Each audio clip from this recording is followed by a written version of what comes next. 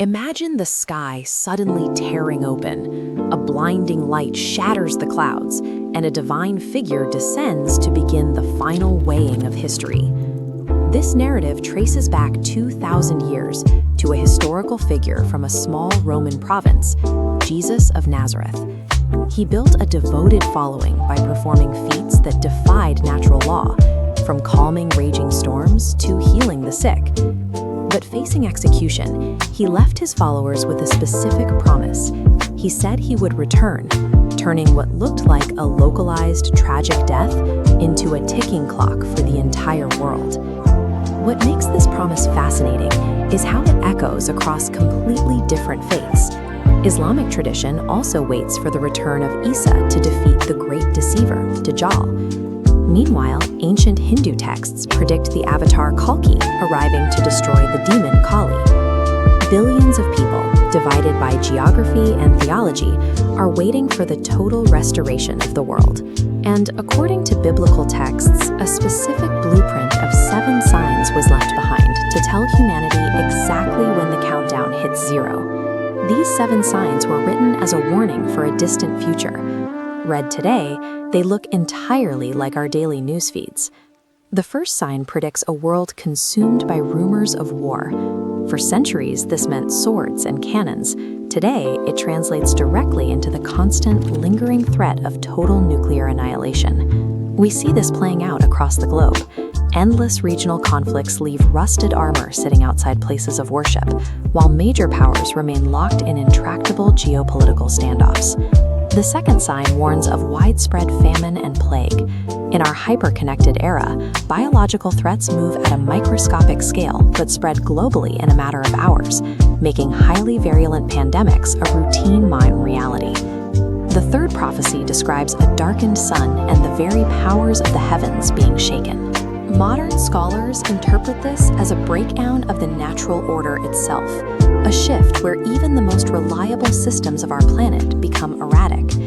They point to unnatural weather events, like snow burying the arid sands of the Middle Eastern desert, as evidence that this stability is fracturing. The fourth sign points to the rise of false idols. In a modern context, this aligns with the surge of highly commercialized spiritual gurus, figures who manipulate followers and turn enlightenment into a lucrative business. These first 4 signs describe nature and humanity violently turning against themselves. The ancient text predicted the exact anxieties defining the 21st century. The fifth sign states simply that knowledge will increase. Think about human history.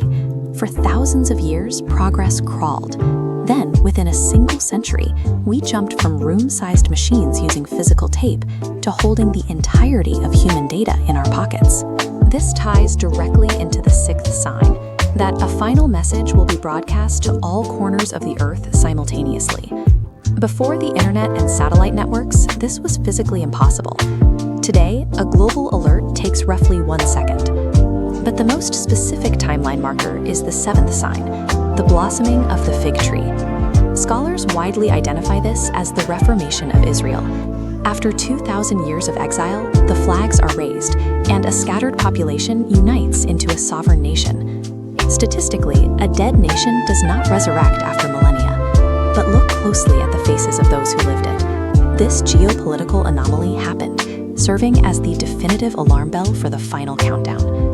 With the geographical and technological pieces finally back on the board, the stage is set for a deception designed to capture the entire world.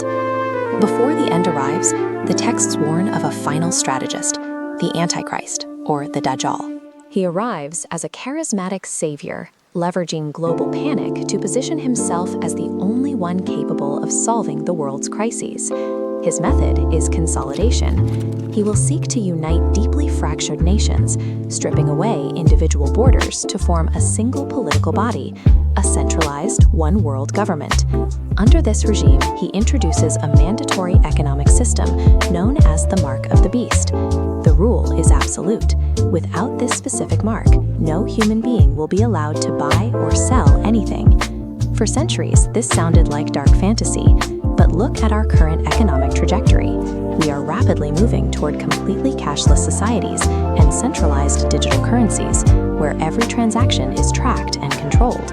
A system capable of enforcing inescapable global economic control is no longer ancient mythology, it is an imminent technological reality. At the absolute peak of this global oppression, the prophecy fulfills itself. The true savior returns, effortlessly breaking the deceiver's grip and dismantling the corrupt system. What follows is a total cosmic reset. The texts describe a 1,000-year reign of peace, followed by the permanent eradication of the very source of suffering from the universe. In its place comes the New Jerusalem. The old corrupted earth is replaced by a flawless reality, a future devoid of death, tears, and mourning. Looking down at the ancient layout of the real city today helps anchor this promise. In this renewed existence, the separation between the physical and the spiritual dissolves. At the center of it all, humanity and the divine finally coexist in perfect harmony. Whether you view these ancient blueprints as literal theological truth or profound mythology, their endurance makes sense. They answer our deepest universal hope, that the chaos and pain of our modern world will eventually be overwritten by a